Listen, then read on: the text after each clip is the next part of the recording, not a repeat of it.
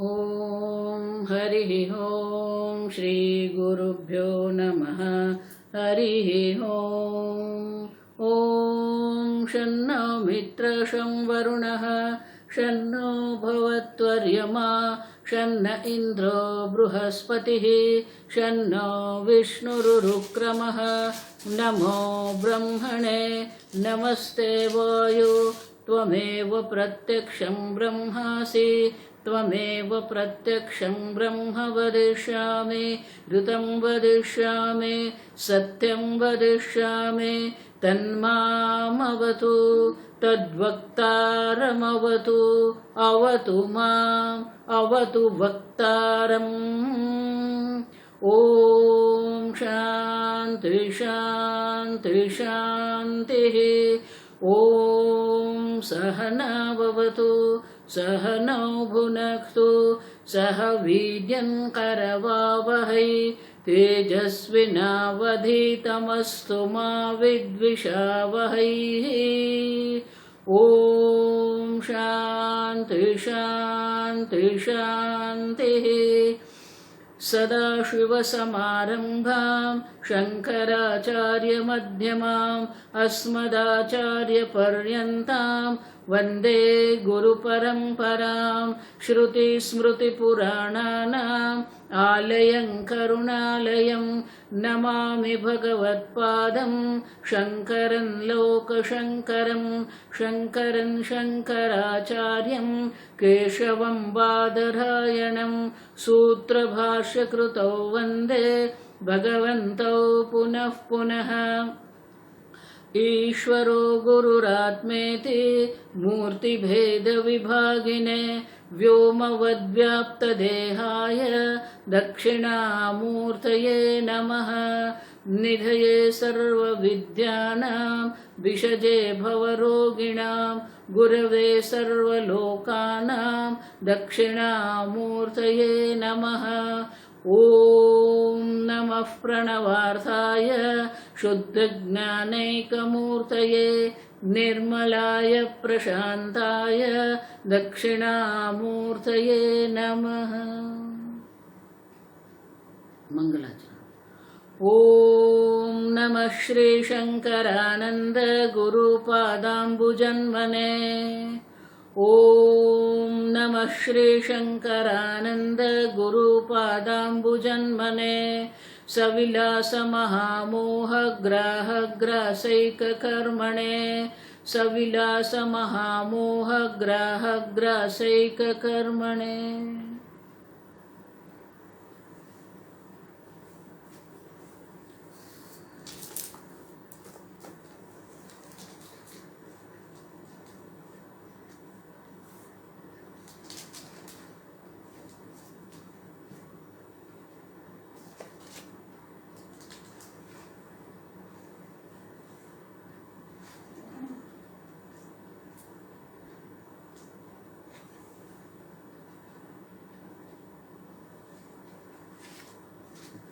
श्लोक नंबर 252। विवेके द्वैतमिथ्यात्वं विवेके द्वैतमिथ्यात्वं युक्तैवेति न भण्यताम् युक्तैवेति न भण्यताम्। अचिन्त्यरचनात्वस्य अनुभूतिर्हि स्वसाक्षिकी अनुभूतिः स्वसाक्षिकी। चिद्यपि चिन्त्यरचना यदि तर्हस्तु नो वयं चितिं सुचिन्त्य रचनां ब्रूमो नित्यत्वकारणात्।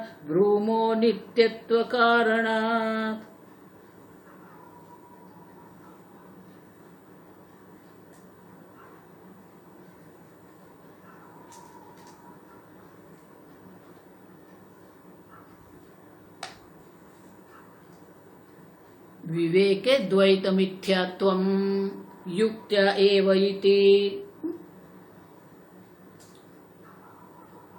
ये सर्वसामान्य अनुभव है, बुद्धि से समझ में आ जाता है, बुद्धि से तो हमें बोध हो जाता है, कि एक अद्वितीय चैतन्य मात्र है, वो असंग है, निर्विकारी है, लेकिन न भण्यता,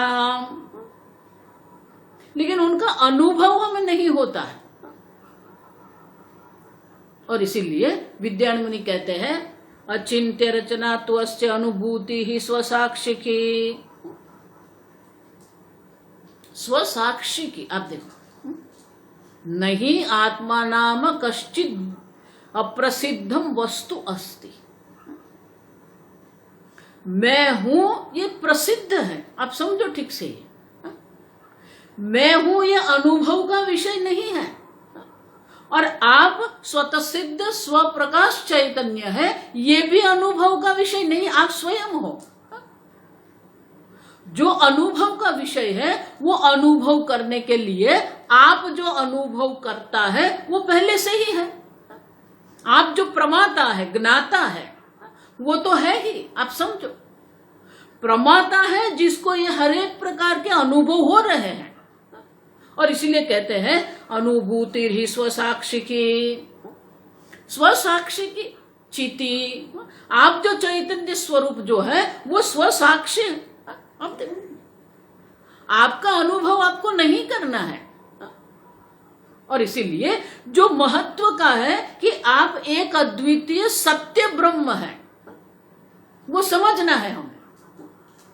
और इसलिए विद्यायन मुनि कहते हैं कि द्वैत का जो मिथ्यात्व है वो तो विवेक के द्वारा हम समझ सकते हैं, बुद्धि से हम समझ सकते हैं, लेकिन साथ में ये भी तो समझना है ना, सत्यम ब्रह्म, मैं सत्य ब्रह्म हूं।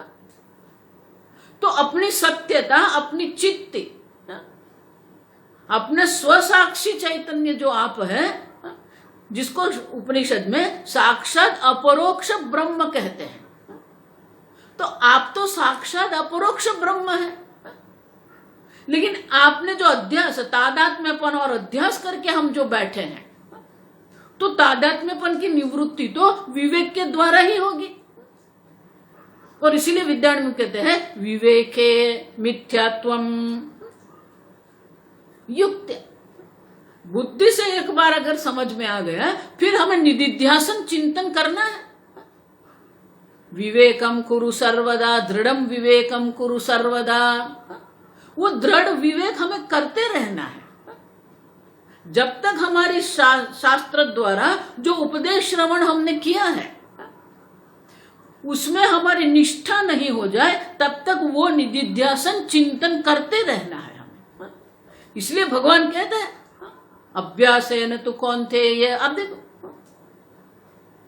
12वें अध्याय में भगवान कहते हैं अथ चित्तम समाधातुम न शक्नोसि मयि स्थिरम। अगर आप मुझ में स्थिर प्रकाश, आपकी बुद्धि को स्थिर नहीं कर सकते हो, अभ्यास योगेन ततः कुरु। आप अभ्यास करो, बार बार करो, क्योंकि आप स्वयं हो, आप समझो। वेदांत की सरलता यह है कि आप स्वयं अपरोक्ष ब्रह्म है, आपको बनना नहीं है, लेकिन वो चिंतन हमें करना पड़ेगा और अपने आप को ये उपाधि से अलग करना पड़ता है हमें। जब तक आप अपने को ये उपाधि से अलग नहीं करोगे, मैं देह नहीं हूं, आप समझो। आपको अपने आप को कहना पड़ेगा मैं देह नहीं हूं। जो भी कुछ हो रहा है वो देह के साथ हो रहा है, आप समझो। अगर बुखार भी आया है, अगर आपका रक्तचाप बढ़ गया है, बीपी बढ़ गया है, तो बीपी की अधिकता जो है वो शरीर की दृष्टि से, प्राण की दृष्टि से, हृदय की दृष्टि से है। आप समझो ये सब। और इसीलिए जितना आप अपने आप को देह से, इंद्रिय से, मन से, बुद्धि से अलग नहीं करोगे, ये अनुभूति जो जिसको कहते हैं वो अनुभूति हमें नहीं होती है। हम यही पड़े रहते हैं। देखो, इसलिए मैं बार बार, आप सबको ऐसा लगेगा कि माता जी निंदा बहुत करती, मैं निंदा नहीं कर रही हूं। महात्मा लोग भी आपको कर्मों में ही लगाते हैं। महात्मा लोग भी आपको ये ज्योतिष शास्त्र में लगा दे, शनि ये है, केतु ये है, राहु है, इसी में से वो ऊपर नहीं उठते हैं। अब समझो, अगर शनि भी है, केतु भी है, लेकिन वो जो काम कर रहे हैं वो तो ये शरीर पर काम कर रहे हैं ना। आपके मन को आप विचलित क्यों होने देते हो? आप समझो ये ठीक से। और इसलिए विद्यारण्य मुनि कहते हैं कि जो आत्मा है एक अद्वितीय चैतन्य है, तो जो अचिंत्य शक्ति जो है, अचिंत्य रचना जो है, उनका भी साक्षी तो आप ही है ना। अचिंत्य शक्ति भगवान की जो है, वो अचिंत्य शक्ति के द्वारा भगवान ने जो अचिंत्य रचना जो की है, उनका साक्षी कौन है? आप है। अब समझो, भले वो अचिंत्य है, तो मन से वो अचिंत्य है, लेकिन वो अचिंत्य है, उनके साक्षी तो आप है ना। स्वसाक्षी की अनुभूति ही। अब समझो, तो बाहर कुछ भी है, भले वो अचिंत्य है, लेकिन उनके साक्षी तो आप है। आप समझो, देखो इसीलिए उपनिषद में यही कहते हैं, साक्षी चेता केवलो निर्गुणश्च। जो साक्षी है वो चेता है, चैतन्य स्वरूप है, केवल है, एक अद्वितीय है, निर्गुणश्च, कोई गुण नहीं है। अब देख, तो आप तो वो साक्षी चैतन्य है जो एक अद्वितीय सद ब्रह्म मात्र है। और इसीलिए भगवान भी कहते अभ्यास योगेन ततः कुरु। आप अभ्यास करो, मैं एक अद्वितीय ब्रह्म हूं। जितना महाराज श्री हमेशा कहते थे, जन्म से हमें ये देह में हूं, ये बहुत सहज है। हम देख के गए, ये जो सहज अध्यास है वो इतना सहज है कि उनके ऊपर हम कभी प्रश्न उठाते ही नहीं है। और जब वेदांत में आते हैं और आपको कहते हैं आप शरीर नहीं है, अब देख, तो महाराज श्री कहते थे जितनी सहजता ये देहात्म बुद्धि में है, उतनी ही अहम ब्रह्म बुद्धि होनी चाहिए। इतनी सहजता हमारे अंदर आनी चाहिए। और इसलिए विद्यारण्य मुनि अगले श्लोक में कह के गए, दृढ़म विवेकम कुरु सर्वदा। आप समझो, ये सहजता नहीं आती है हम में। भले दृढ़ वासना है, लेकिन वो दृढ़ जो वासना है उसके सामने हम दृढ़ विवेक कर सकते हैं। और इसलिए कहते हैं जो भी अचिंत्य शक्ति जो है, अचिंत्य शक्ति ने जो भी रचना की है, वो रचना के साक्षी तो आप है ना। वो अचिंत्य है, कैसे पता चलेगा? अचिंत्य है, उनका बोध तो आपको हो रहा है ना, तो आप तो साक्षी चैतन्य है।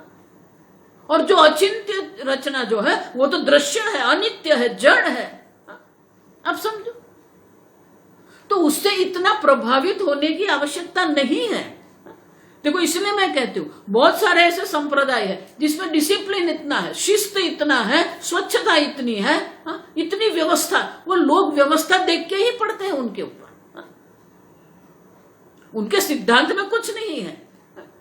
दो चार ऐसे ध्यान करवा दिया, दो चार ऐसे बात कर ली, बाकी के समय में वो कीर्तन ही कर रहे हैं। लेकिन उनकी व्यवस्था इतनी बड़ी होती है ना, तो हम लोग जो है वो व्यवस्था से प्रभावित हो जाते हैं।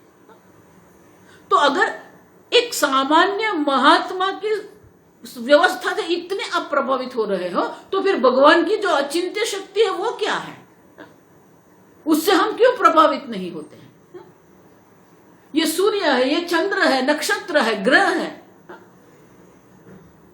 निहारिका जो हमारी है, आप समझो ये। लेकिन वो जो अचिंत्य रचना है, उनके साक्षी, स्वसाक्षी की अनुभूति, आपकी अनुभूति तो स्वसाक्षी की, आप स्वतः सिद्ध स्वप्रकाश चैतन्य है। अन्य कोई विशेष अनुभव की आवश्यकता नहीं है। आप समझो, स्वामी जी हमेशा हमें कहते थे कि जितने भी ये आजकल संप्रदाय ध्यान के चल रहे हैं, ऑल आर व्हाट, वो सब आपको एक विशेष दिव्य अनुभव के पीछे दौड़ाते हैं। अब देखो, स्वामी जी ने उनके लिए नाम रखा था, एक्सपीरियंस हंटर उसको कहते हैं। अब देखो, विशेष अनुभव वो ब्रह्म ज्ञान नहीं है। और इसलिए विद्यारण्य में कहते हैं अनुभूति, क्योंकि ही मानी क्योंकि अनुभूति ही स्वसाक्षी की। जो अनुभूति है वो तो स्वसाक्षी की, आप स्वतः सिद्ध स्वप्रकाश चैतन्य है, वो तो आपकी अनुभूति हो रही है, अभी भी हो रही है, आप समझो। लेकिन आपकी बुद्धि देहादि उपाधि में ऐसे अटक गई है कि वो जो स्वतः सिद्ध स्वप्रकाश चैतन्य है उनके ऊपर आपकी दृष्टि नहीं जा रही है। और इसीलिए कहते हैं क्योंकि अनुभूति तो हो ही रही है। कोई ऐसा नहीं कह सकता मैं जड़ हूं, मैं विषय हूं, नहीं, आप समझो। और इसलिए कहते हैं कि स्वसाक्षी, ये संपूर्ण अचिंत्य रचना जो है उनके साक्षी भी आप है और स्वसाक्षी भी आप ही है। और इसीलिए जो करना है वो तो दृढ़ विवेक ही करना है।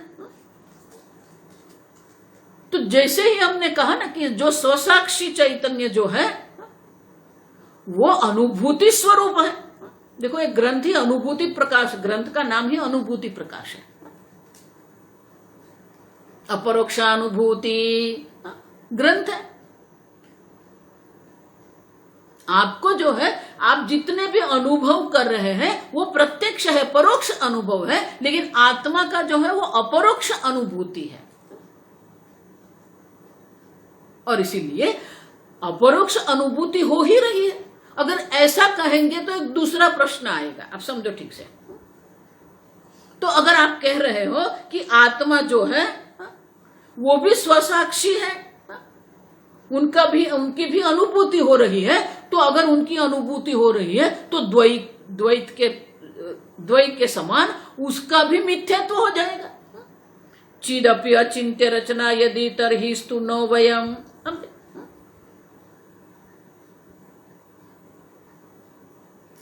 चिदपि, चैतन्य होने पर भी अचिंत्य रचना यदि तरहि तु नो वयम चितिम। आप तो चैतन्य स्वरूप है, तो उनकी अनुभूति होने से वो द्वैत के समान मिथ्या नहीं हो जाता है। आप सत्य आत्मा है, सत्यम ज्ञानम अनंतम ब्रह्म, आप समझो। इतना ही नहीं, अचिंत्य रचना यदि तरहि तु न वयम। तो बोले कि जिस प्रकार से चिदपि अचिंत्य रचना, ये चैतन्य जो है वो भी अचिंत्य रचना है, उनका भी चिंतन नहीं हो सकता है, तो वो भी मिथ्या हो जाएगा। बोले नहीं, अब समझो, जब हम कहते हैं कि माया अचिंत्य है, देखो भगवान ने गीता में क्या कहा, अव्यक्तोयम अचिंत्योयम अविकार्योयम उच्यते। तो अगर आप कह रहे हो कि माया की जो रचना है वो अचिंत्य है, तो ये आत्मा भी आपका अचिंत्य हो गया। तो अगर अचिंत्य रचना मिथ्या है तो आपका जो अचिंत्य चैतन्य है वो भी मिथ्या हो गया। अब समझो।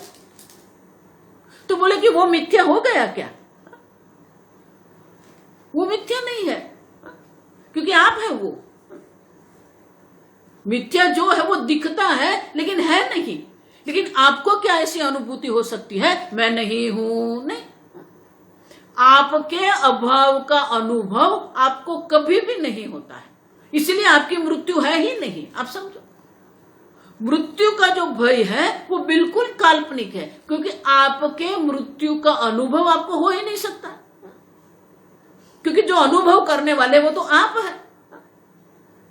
अब समझो, महाराज श्री हमेशा कहते हैं कि मृत्यु का जो भय है वो बिल्कुल काल्पनिक है, क्योंकि अपने अभाव का अनुभव तो किसी को हो ही नहीं सकता। मैं नहीं हूं ऐसा अनुभव नहीं हो सकता।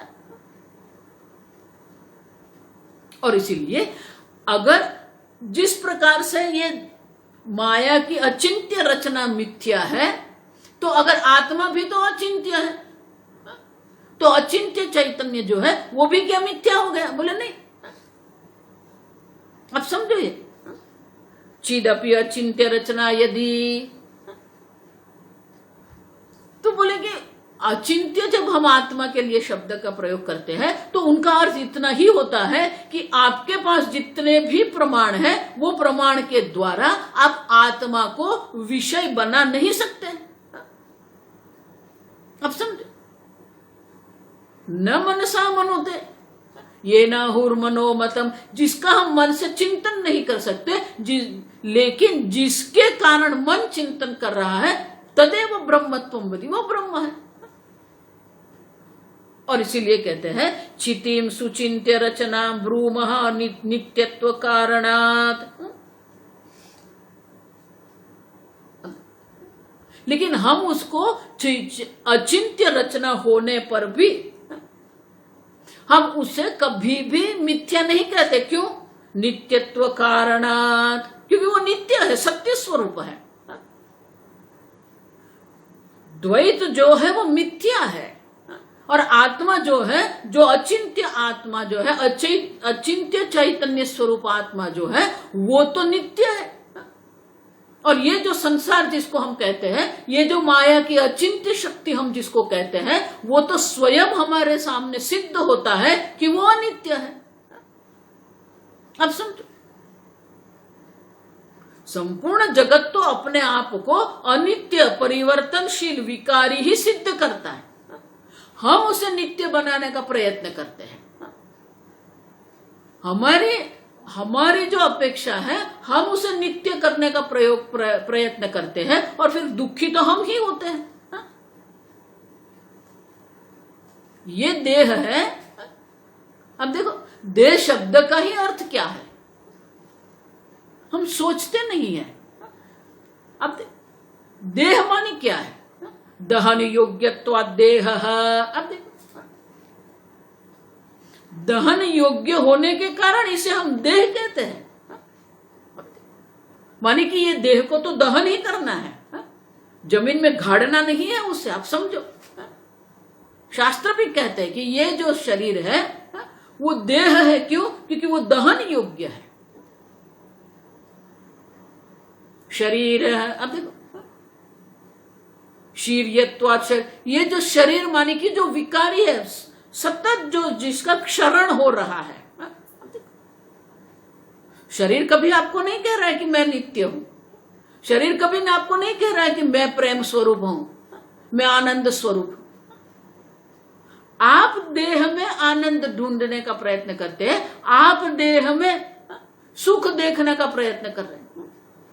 लेकिन देह तो अपने आप में क्या पूर्व सिद्ध करता है? देह तो अपने को अनित्य ही सिद्ध करता है। देह तो अपने आप को विकारी ही सिद्ध कर रहा है। आप समझो ये ठीक से। ये जगत भी अपने आप को नित्य नहीं सिद्ध करता है, वो तो सिद्ध करता है मैं अनित्य हूं। लेकिन जो चैतन्य वो अनित्य नहीं है। हम देख के गए, जो कूटस्थ चैतन्य जो है वो तो असंग है, निर्विकारी है। और इसलिए विद्यारण्य कहते हैं भले चैतन्य अचिंत्य स्वरूप है, लेकिन जिस प्रकार से द्वैत जो है, जो विकारी है, अनित्य है, उसी प्रकार से अचिंत्य जो चैतन्य स्वरूप आत्मा है वो नित्यत्व कारणत्व, वो नित्य है। आप समझो, ये नित्य सर्वगत स्थाणु अचलोयम सनातन। कितने शब्दों में भगवान ये कह रहे हैं। हम सुनते भी हैं, पढ़ते भी हैं। बहुत सारे ऐसे साधक हैं जो हर रोज भगवत गीता का पाठ करते हैं। तो उनके वाणी में गीता है, लेकिन वो जो वाणी में जो गीता है वो बुद्धि तक पहुंचती नहीं है। आप समझो। और इसलिए विद्यारण्य कहते हैं नित्यत्व कारणात्। आप जो स्वसाक्षी चैतन्य जो है, भले उनकी अनुभूति हम कहते हैं, भले वो अचिंत्य है, लेकिन वो द्वैत की तरह अनित्य नहीं है, विकारी नहीं है, स्वसाक्षी है। और इसीलिए अचिंत्य होने पर भी वो मिथ्या, द्वैत के समान मिथ्या नहीं है, वो एक अद्वितीय सत्य आत्मा है। आगे का श्लोक। प्रागभावो न अनुभूतिः प्रागभावो न अनुभूतिः चिते नित्या ततश्चिति चिते नित्या ततश्चिति द्वैतस्य प्रागभावस्तु द्वैतस्य प्रागभावस्तु चैतन्येन अनुभूयते चैतन्येन अनुभूयते। तो बोले कि चैतन्य को आप नित्य क्यों कहते हो? नित्यत्व कारण कहा ना, नित्यत्व के कारण ये अचिंत्य होने पर भी मिथ्या नहीं है, वो सत्य है। तो बोले उनके लिए कारण क्या है? तो मैंने जो कहा ना वही है कि अभाव का अनुभव नहीं है। प्राग अभाव न अनुभूति ही। अब पहले मैं नहीं था ऐसा कोई अनुभव किसी को है ही नहीं, आप समझो। चिते नित्या ततश्चिति ततः चिति ही नित्या। और इसके कारण ये जो चिति है, जो चैतन्य है, वो नित्य है, क्योंकि प्राग अभाव कभी भी नहीं होता। अब देखो, न जायते म्रियते वा कदाचित नायम भूत्वा भविता वा न भूयः। अब देखो, पहले नहीं था और अब है ऐसा नहीं है, अभी है और बाद में नहीं रहेगा ऐसा भी नहीं है। पहले था और अब नहीं रहेगा ऐसा भी नहीं है। अब समझो, नित्य अनुभूति है ये। तो इसलिए आगे मैंने कहा ना, आपको तो सदा सर्वदा मैं चैतन्य स्वरूप आत्मा हूं, ये अनुभूति तो आपको हो ही रही है, लेकिन आपकी दृष्टि उपाधि पर है, इसलिए वो अनुभूति का आप दर्शन नहीं करते हैं। और इसलिए विद्यारण्य मुनि कहते हैं प्राग अभाव न अनुभूति ही। ये घड़ा पहले नहीं था, ये आपका अनुभव है, लेकिन मैं पहले नहीं था ऐसी अनुभूति कभी आपको होती है क्या? नहीं होती। अपने अभाव की अनुभूति संभव है ही नहीं। अतः, और इसलिए चिति ही नित्या। और इसके कारण ये चिति जो चैतन्य है वो तो नित्य है। द्वैतस्य प्रागभावस्थो, लेकिन द्वैत है उनका पहला अभाव था, वो हम जानते हैं। ये देह का जन्म हुआ है, माने कि ये जन्म के पहले देह नहीं था, यह देह पहले नहीं था, अब है। अब देखो, द्वैतस्य प्रागभावस्तु, तू माने किंतु, किंतु ये द्वैत का पहले अभाव था, और वो अभाव का अनुभव किसको था? चैतन्य। अब देखो, चैतन्येन अनुभूयते। अब समझते हो, पहले घड़ा नहीं था, वो भी अनुभूयते चैतन्य ने। चैतन्य को पता है अभाव का, और चैतन्य को ही अनुभव है ये भाव का। अभी घड़ा है, बाद में घड़ा नहीं रहेगा, तो घड़े का अस्तित्व और घड़े का न अस्तित्व, दोनों किसको हो रहा है? चैतन्य ने अनुभव। आप जो चैतन्य स्वरूप आत्मा है, वो भाव को भी प्रकाशित करता है, अभाव को भी प्रकाशित, लेकिन अपने आप के अभाव का अनुभव हमें नहीं है। और इसीलिए आत्मा जो है वो नित्य है। द्वैत का पहले द्वैत नहीं था ऐसा अनुभव है, लेकिन वो जो अभाव का जो अनुभव है किसको हो रहा है? आपको हो रहा है। आगे आएगा नाटक दीप प्रकरण में। अब समझो, जिस प्रकार से वो जो दीप होता है, जो रंगमंच है, वो रंगमंच जो है वो खाली है, तो वो अभाव को भी दीप प्रकाशित करता है। अब नृत्यांगना ही वो नृत्य कर रही है, वो नृत्य जो हो रहा है उनको भी प्रकाशित करता है। अब नृत्य करके वो चली गई, तो वो अभाव को भी प्रकाशित करता है। उसी प्रकार से द्वैत है, उसको भी आप प्रकाशित कर रहे हैं। पहले द्वैत नहीं था, उनको भी प्रकाशित करने वाले तो आप ही हैं। अब समझो, सुषुप्ति में हम ये अनुभव करते हैं, हम किमपि न जानामि मया सुखे न निद्रा अनुभूयते। अब देखो, सुषुप्ति अवस्था में कुछ भी नहीं था, तो कुछ भी नहीं था, वो अभाव का तो अनुभव आपको है, मानी आप तो है। और इसलिए विद्यारण्य मुनि कहते हैं द्वैत का भाव का भी आप अनुभव कर रहे हैं और द्वैत का अभाव भी चैतन्य के द्वारा ही है, आप समझो। और इसीलिए आप नित्य चैतन्य स्वरूप है, असंग चैतन्य स्वरूप है। आगे प्राग भावयुतम द्वैतम, प्राग भावयुतम द्वैतम रच्यते ही घटादिवत, रच्यते ही घटादिवत तथापि रचना चिन्त्य, तथापि रचना चिन्त्य मिथ्या तेनेन्द्रजालवत, मिथ्या तेनेन्द्रजालवत।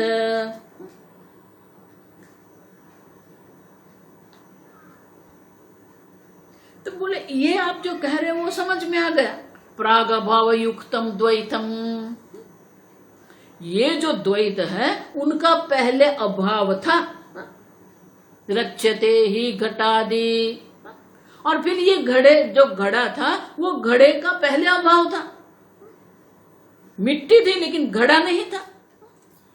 अब घड़े की रचना हुई, वो घड़ा का भाव जो है वो हम जानते हैं, घटादिवत, उसी प्रकार से उसी घटादि समान जो है। तथापि रचना अचिंत्या मिथ्या,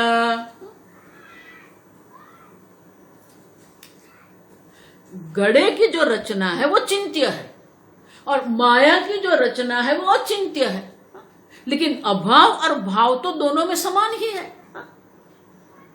भले वो अचिंत्य रचना है, आप समझो, रचना अचिंत्य तथापि मिथ्या, भले वो अचिंत्य है लेकिन वो रचना है। देखो ये इसलिए अगर आप भौतिक शास्त्री जो आजकल के हैं, ये रचना शब्द से उन्हें एलर्जी है। अब क्योंकि जैसे ही आप रचना कहते हैं ना, रचना मानी क्या है, क्रिएशन। तो रचना शब्द अगर आप कहेंगे तो रचना करने वाला होना चाहिए। ये मिट्टी है, ये घड़ा है, तो ये घड़े को बनाने वाला कुम्हार होना चाहिए। मिट्टी अपने आप तो घड़ा नहीं बन सकती है, अब समझो। बीज अपने आप वृक्ष नहीं बन सकता है, उनको बनाने वाला है, अब समझो। और इसीलिए ये जो वैज्ञानिक लोग हैं वो ये रचना शब्द स्वीकार नहीं करते हैं, लेकिन एक बार आपने कह दिया रचना, आप हम आगे देख के गए, किसी भी वस्तु को आप अगर रचना कहते हैं तो संस्कृत में उनके लिए दूसरा शब्द है संघात। आपका मोबाइल जो है वो रचना है, अगर वो रचना है तो वो संघात है। संघात माने क्या है, अनेक अंग उपांग को जोड़कर जिसको हम बनाते हैं उसे संघात कहते हैं। आपका शरीर भी संघात है, आपका एक कोश भी संघात है, पुष्प भी संघात है। अब देखो, भले अचिंत्य रचना, अचिंत्य है लेकिन है तो रचना ना, जो संघात है। पुष्प जिसको हम कहते हैं तो पुष्प नाम की कोई वस्तु नहीं है, वो एक विशेष प्रकार की रचना है, विशेष प्रकार का संघात है, आप समझो। तो वो रचना है माने क्या है, अनेक अंग उपांग को जोड़ के बनाया है। पत्तियां है, आपका दल है, पुकेसर है, अंड है, व्रज है, दंडी है। तो जो पुष्प नहीं है वो सबको एक विशेष प्रकार से रचना हमने बनाई है और वो रचना को हम पुष्प कहते हैं। अब देख, और इसलिए विद्यारण्य मुनि कहते हैं कि ये जगत है वो रचना है, लेकिन आत्मा रचना है क्या? हम देख, आत्मा की उत्पत्ति हुई क्या? नहीं, आत्मा रचना नहीं है, निर्विकारी है, निर्गुण है। लेकिन ये जो अचिंत्य जगत जो है वो रचना है। अगर वो रचना है तो फिर वो मिथ्या है। और आत्मा जो है उनकी उत्पत्ति नहीं, न जायते म्रियते अजो नित्य शाश्वत हो। अब और इसीलिए आत्मा रचना नहीं है, आत्मा संघात नहीं है, आत्मा की उत्पत्ति नहीं हुई है। घड़े का जिस प्रकार से पहले अभाव था उस प्रकार से आत्मा का पहले अभाव नहीं है। और इसलिए विद्यारण्य मुनि कहते हैं रचना अचिंत्य तथापि अचिंत्य रचना मिथ्या तेन इंद्रजालवत। जिस प्रकार से वो जादूगर की जो जादूगरी होती है वो अनेक प्रकार की रचना हमें दर्शाते हैं, लेकिन हम जानते हैं कि ये रचना कर रहे हैं, सही में वो नहीं है। और इसीलिए कहते हैं भले ही वो अचिंत्य है लेकिन वो रचना है, और आत्मा रचना नहीं है, आत्मा संघात नहीं है, आत्मा की उत्पत्ति नहीं हुई है, वो नित्य है। और इसीलिए विद्यारण्य मुनि कहते हैं कि जिस प्रकार से पहले घड़ा नहीं था अब घड़े की उत्पत्ति हुई, उसी प्रकार से ये जगत पहले नहीं था फिर जगत की रचना हुई। देखो इसलिए आप समझो रचना भी हम जिसको कहते हैं वो मिथ्या है। अब समझो है ही नहीं, जिसको आप घड़ा कह रहे हैं, लेकिन अगर आप ढूंढने जाएंगे तो घड़ा नहीं मिलेगा आपको, मिट्टी मिलेगी आपको।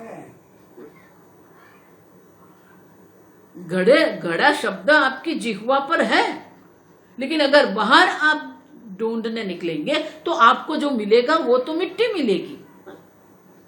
उसी प्रकार से जिसको आप अचिंत्य रचना कहते हो उसका अगर आप विश्लेषण करेंगे तो आपको जो मिलेगा वो तो सत्यम ज्ञानम अनंतम ब्रह्म आप देखो अस्ति भाति प्रियम वही मिलेगा आपको। अस्ति भाति प्रिय, अस्ति माने सत, भाति माने चित्त, प्रिय माने आनंद। अब संपूर्ण जो अचिंत्य रचना जगत है उनका अधिष्ठान भी तो वही सच्चिदानंद ब्रह्म ही है, और आप जो है वो भी सच्चिदानंद ब्रह्म है। इसलिए गीता में भगवान कहते हैं सर्वभूतस्थम आत्मानम सर्वभूतानि च आत्मनि ईक्षते योग युक्तात्मा। आप देखो सर्वत्र वही सच्चिदानंद ब्रह्म है, आप समझो, और आप भी वही सच्चिदानंद ब्रह्म है।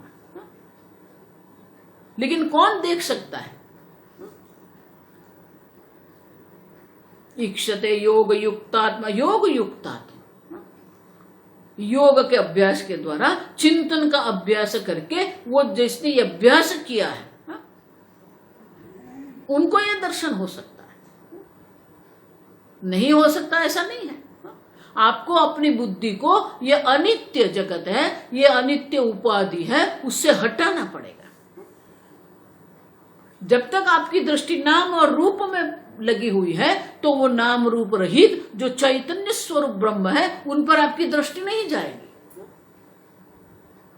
और इसलिए विद्यारण्य मुनि कहते हैं कि अनुभूति तो आपको हो ही रही है और आपके अभाव का भी अनुभव नहीं होता है, और आत्मा रचना नहीं है, द्वैत रचना है। अगर वो रचना है तो फिर वो अनित्य है, मिथ्या है। आगे बढ़ चित् प्रत्यक्षात् ततोऽन्यस्य चित् प्रत्यक्षात् ततोऽन्यस्य मिथ्यत्वं चानुभूयते मिथ्यात्वं चानुभूयते नाद्वैतमपरोक्षं चेत् नाद्वैतमपरोक्षं चेत् इत्यन्न व्याहतं कथम्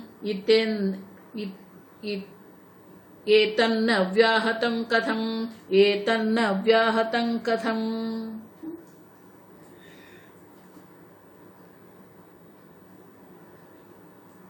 चित प्रत्यक्ष, प्रत्यक्ष माने कि आपको स्वानुभूति हो ही रही है। चैतन्य जो है प्रत्यक्ष है, माने कि वो साक्षात अपरोक्ष आत्मा है, उनकी सतत आपको अनुभूति हो ही रही है। ततः अन्यस्य मिथ्यात्वं च अनुभूयते, और उनसे अन्य जो कुछ भी है उनका मिथ्यात्व का हमें अनुभव हो ही रहा है।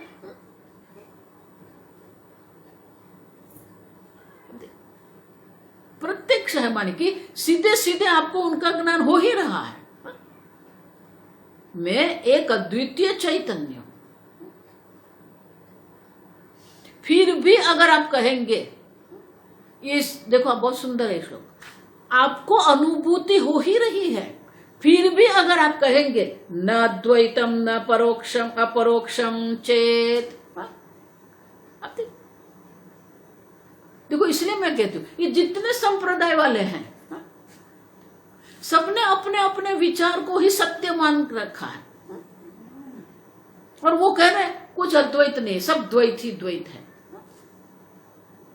न अपरोक्षम न द्वैतम न अद्वैतम। अब इति चेत, अगर आप ऐसा कहते हैं तो आप क्या कर रहे हो? व्याहतम कथम। देखो संस्कृत में व्याहतम शब्द जो है बहुत सुंदर है। व्याहत मानी वदतो व्याघात, ऐसा दूसरा कहते हैं, बोलने में ही विरोधाभास है। व्याहत मानी कि आपके बोलने में ही विरोधाभास है। उसके लिए दृष्टांत क्या देते हैं? अगर कोई ऐसा कहे, वो बोल रहा है, क्या बोल रहा है? मम मुखे जिह्वा नास्ति, मेरे मुख में जिह्वा नहीं है। अगर आपके मुख में जिह्वा नहीं है तो आप बोल नहीं सकते हो। तो बोलने में ही क्या है? विरोधाभास है। उसको वदतो व्याघात कहते, बोलने में ही विरोधाभास है। तो विद्यारण्य मुनि कहते हैं अगर आप ऐसा कहेंगे अद्वैत भी नहीं है अपरोक्ष भी नहीं है, तो ये तो बोलने में ही विरोधाभास हो गया। क्यों? क्योंकि आप एक अद्वितीय चैतन्य स्वयं हो। आप समझो। देखो इसीलिए मैं कहता, लोग जो द्वैत में बैठे हुए हैं वो द्वैत को ही सत्य सिद्ध करने में बैठे हैं। वो द्वैत का ही अनुभव आपको कराते हैं, द्वैत में ही आपको दिव्य अनुभव कराते हैं, द्वैत में ही आपको बिठा के रखते हैं। आप समझ, जो गुरु आपको द्वैत सिद्ध करके बताता है वो गुरु कैसा? क्योंकि आपकी जो अनुभूति है वो अनुभूति तो एक अद्वितीय साक्षी चैतन्य की है। मैं स्वतः सिद्ध स्वप्रकाश चैतन्य हूं, यह आपकी अपनी अनुभूति है कि आप स्वतः सिद्ध स्वप्रकाश चैतन्य हो। दूसरा चैतन्य तो संभव है ही नहीं। आप समझे? और फिर आप कहेंगे नहीं ये अद्वैत भी नहीं है अपरोक्ष भी नहीं है। क्या कहते हो आप? और इसलिए विद्यारण्य मुनि कहते हैं कि ये तो बोलने में ही विरोधाभास है, अद्वैत नहीं है, ये बोलना ही विरोधाभास है। साक्षात अपरोक्ष आत्मा, आप साक्षात अपरोक्ष आत्मा है। आप समझो, ये आपकी अनुभूति है।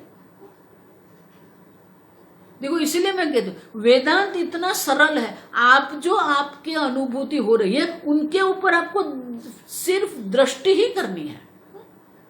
मैं एक अद्वितीय चैतन्य हूं, मैं निर्विकारी चैतन्य हूं, मैं असंग चैतन्य हूं। जो भी कुछ हो रहा है वो उपाधि की दृष्टि से है। फिर उपाधि में आप कहेंगे ये सात्विक है, नहीं ये दिव्य है। ये क्या पागलपन करके बैठ रखा है? उपाधि उपाधि, फिर उसमें दिव्यता कहां से आएगी और उसमें सात्विकता कहां से आएगी?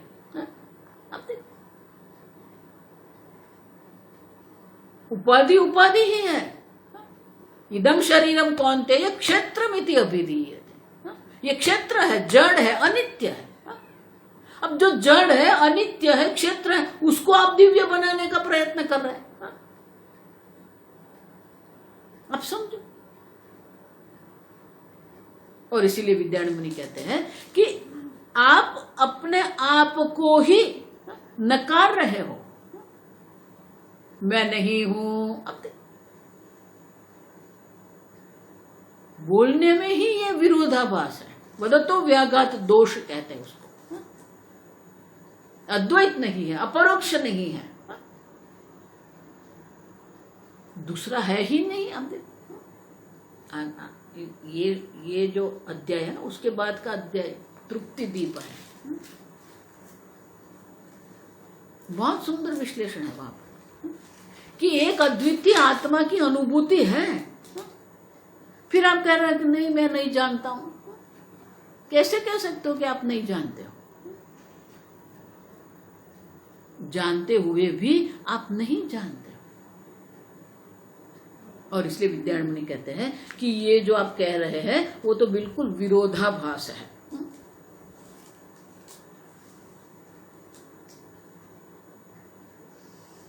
तो बोले कि अच्छा ठीक है, चलो मैं एक अद्वितीय चैतन्य हूँ, स्वतः सिद्ध हूँ, साक्षी चैतन्य हूँ, आप जितने भी शब्द बोलना है बोल दे, अद्वैत हूँ, अपरोक्ष है।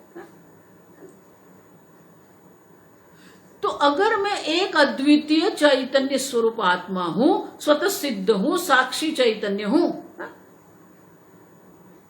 फिर भी मेरे मन में असंतोष है, कुछ अभाव का अनुभव है। आगे का श्लोक इसलिए कहते हैं, पढ़ेंगे पहले श्लोक। इत्थं ज्ञात्वाप्य संतुष्टाः, इत्थं ज्ञात्वाप्य संतुष्टाः, केचित् कुत इतिर्यताम्, केचित् कुत इतिर्यताम्, चार्वाकादेः प्रबुद्धस्य, चार्वाकास्य अप्यात्मा देह कुतो वद, अप्यात्मा देह कुतो वद। अब प्रश्न उठाते हैं, बहुत सुंदर प्रश्न है, देखो ये।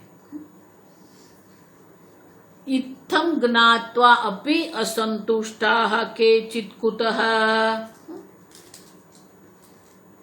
आप अगर कह रहे हैं कि ये वेदांत अध्ययन करने वाले जो लोग हैं, जो जान, तो अगर आत्मा एक अद्वितीय चैतन्य स्वरूप है तो उनके अंदर जो असंतोष हमें दिख रहा है वो कहां से आया?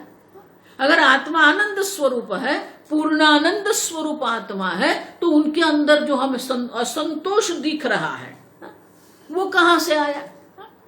उतना ही नहीं, अगर आप कह रहे हो कि सबको अद्वैत अपरोक्ष आत्मा की अनुभूति हो रही है, तो ये चार्वाकादि कहां से आ गए? चार्वाकादेः प्रबुद्धस्य अपि आत्मा देह कुतो वद। प्रबुद्धस्य, देखो आगे मैंने कहा कि ये जो नैयायिक जो है, वैशेषिक है, वो बहुत बुद्धिमान थे, तर्क में वो सब बहुत कुशल है। तो बोले कि प्रबुद्धस्य, प्रबुद्धस्य माने कि ये बहुत कुशल है, तर्क में तो बहुत कुशल है, माने कि वो बुद्धि बहुत चल रही है उनकी, वो तीक्ष्ण बुद्धि वाले हैं, वो तर्क वितर्क बहुत सुंदर करते हैं। तो अगर इनकी बुद्धि इतनी चल रही है, ये प्रबुद्ध है, तो फिर देह को आत्मा कैसे मान लिया उसने? बुद्धस्य अपि आत्मा देह कुतो वद। वद माने बोलो, हमको समझाओ कि अगर इतने प्रबुद्ध थे, इतने तर्क वितर्क करने वाले थे, तो फिर उन्होंने ये देही आत्मा है ऐसा निश्चय कैसे कर दिया? ये मन ही आत्मा है ऐसा निश्चय उन लोगों ने कैसे कर दिया? और जो वेदांत पढ़ रहे हैं और जो पूर्ण आत्मा का ज्ञान प्राप्त कर रहे हैं, उनके अंदर तो हमें असंतोष दिख रहा है। तो ये कैसे हो गया? और इसलिए उन्हें उत्तर देते हैं, आगे का सम्यक विचारो नास्त्यस्य, सम्यक विचारो नास्त्यस्य, दिदोषादिति चेत् तथा, दिदोषादिति चेत् तथा, असंतुष्टा तु शास्त्रार्थम्, असंतुष्टा तु शास्त्रार्थम्, न त्वैक्षन्त विशेषतः, न त्वैक्षन्त विशेषतः।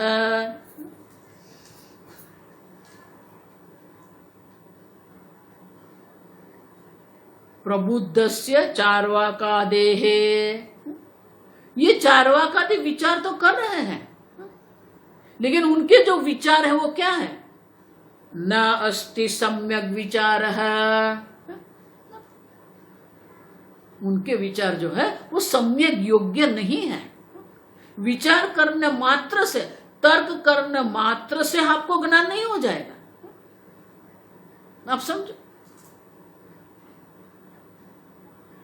और इसलिए विद्यारण्य कहते हैं उनके विचार तो है लेकिन योग्य विचार नहीं कर रहे, शास्त्रोक्त विचार वो नहीं कर रहे हैं।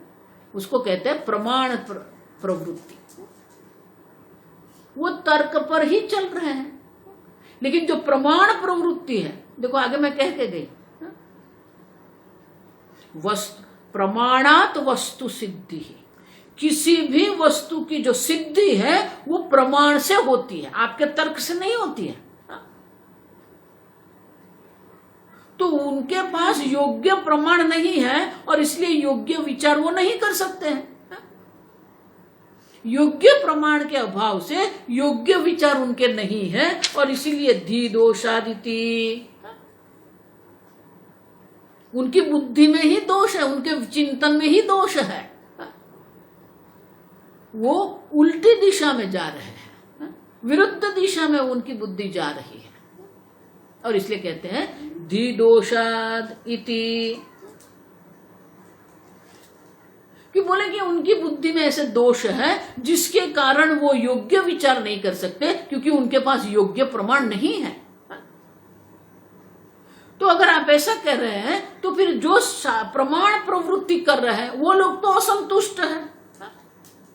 जो वेदांती है, जो प्रमाण प्रवृत्ति कर रहे हैं, असंतुष्टा सुशास्त्रार्थम,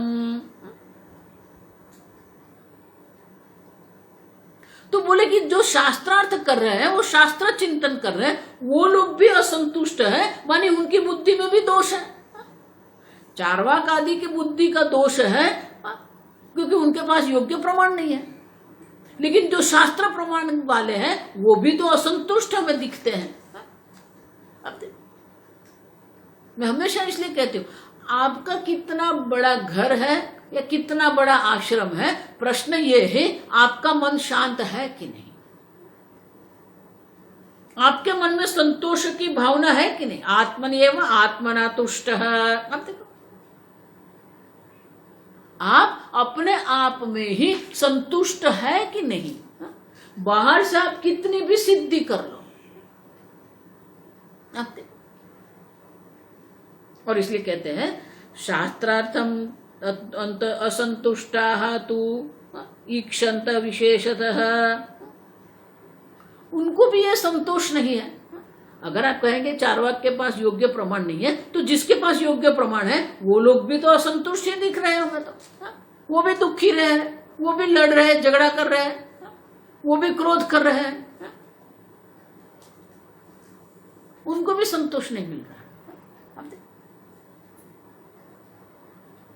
बोले कि इतनी बात तो अच्छी है, ये तो योग्य है कि उनके पास शास्त्र है, अभी संतुष्ट नहीं है, वो ठीक है, उनको संतोष नहीं मिल रहा है, वो अपने आप में संतुष्ट नहीं है, वो ठीक है, लेकिन उनके पास शास्त्र प्रमाण तो है ना। लेकिन चार्वाक आदि जो है उनके पास शास्त्र प्रमाण तो है ही नहीं। आजकल तो जितने भी संप्रदाय है, कोई शास्त्र प्रमाण का प्रयोग नहीं कर रहे, सब अपने अपने टेक्निक बना रहे हैं। देखो ये पूरा जो चल रहा है ना आजकल, उसको ग्रुप साइकोलॉजी कहते हैं। लोग जब एक साथ होते हैं तो एक ग्रुप साइकोलॉजी, समूह में सब लोग जो होते हैं उनको एक समूह का एक प्रभाव होता है, वो प्रवाह में बह जाते हैं, लेकिन अपने आप में कोई चिंतन नहीं है। मैं हमेशा एक ही दृष्टांत देती हूं। जिस नगर में रामदेव बाबा के सुबह में प्रातः काल उनके योग के शिविर होते हैं, तो जिस नगर में वो जाते हैं पूरा नगर 4 बजे उठ जाता है और सब लोग ये योग करते हैं। जो लोग बाहर नहीं जा सकते वो टीवी पर बैठ के भी योग करेंगे। अब देखो ये जो है ना, ये ग्रुप साइकोलॉजी कहते हैं, समूह का एक प्रभाव रहता है। और 10 दिन ये शिविर चले, पूरा नगर उठ जाएगा 4 बजे। जैसे रामदेव बाबा गए 2 दिन चलेगा, तीसरे दिन से जैसे थे। अब देखो समझ में आया। आजकल ये जो चल रहा है वही चल रहा है, ऐसे ये ग्रुप साइकोलॉजी चल रही है, लेकिन हम वही के वही रहेंगे। और इसलिए विद्यारण्य मुनि कहते हैं कि भले चार्वाक आदि जो है उसका भी धी दोष है, उनकी भी चिंतन में अयोग्यता है, और जो शास्त्रार्थ कर रहे हैं उनके भी बुद्धि में अभी दोष है, लेकिन उनके पास प्रमाण तो है ना। लेकिन चारवादी के पास तो चारवाकादि जो है उनके पास तो प्रमाण है ही नहीं, वो तो अपने तर्क से चल रहा है। और इसीलिए भले उनको वेदांत अध्ययन करने के बाद भी संतोष नहीं मिला है, तो इनका अर्थ नहीं कि शास्त्र छोड़ देना है, वेदांत छोड़ देना है। देखो पूज्य स्वामी जी के पास बहुत सारे लोग आते थे, बहुत पढ़े लिखे लोग आते थे, बड़े विद्वान, भौतिक जगत में बहुत विद्वान लोग आते थे, वो वेदांत सुनते भी थे। लेकिन आप भले भौतिक जगत में कितने भी बड़े विद्वान हो, लेकिन जब आप ब्रह्म चिंतन करना है आपको, तो आपकी बुद्धि सूक्ष्म होनी चाहिए। और जिन लोगों के पास ये सूक्ष्म बुद्धि नहीं थी, उन लोगों ने सोच लिया ये स्वामी जी बोलते रहते, मजा नहीं आ रही है, हम तो अभी दूसरे महात्मा के पास जाएंगे, वो वेदांत शास्त्र चिंतन छोड़ देते थे। तो नुकसान स्वामी जी को नहीं हुआ है, आप समझो। और इसलिए विद्यारण्य मुनि कहते हैं कि जो लोग असंतुष्ट है वो भी उनकी बुद्धि में भी दोष है, लेकिन उनके पास शास्त्र प्रमाण है और इसीलिए वो आगे जा सकते हैं। लेकिन चार्वाकादि तो ये देह में ही अटक गए हैं, और इसीलिए शास्त्र प्रमाण के द्वारा ही सम्यक विचार, योग्य विचार हम कर सकते हैं। आगे हम कल देखेंगे।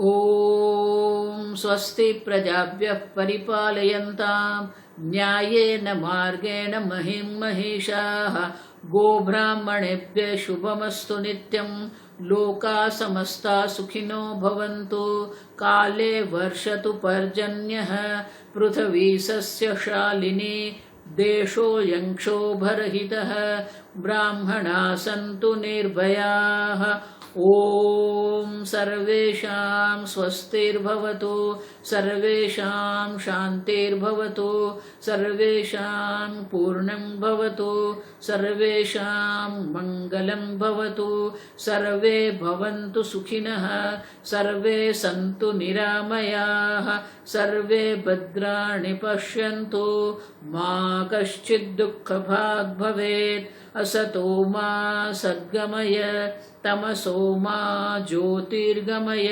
मृत्युर्मा अमृतंगमय। ओम पूर्णमदः पूर्णमिदं पूर्णात् पूर्णमुदच्यते पूर्णस्य पूर्णमादाय पूर्णमेवावशिष्यते। ओम शांति शांति शांति। हरिः ओम श्री गुरुभ्यो नमः। हरिः ओम।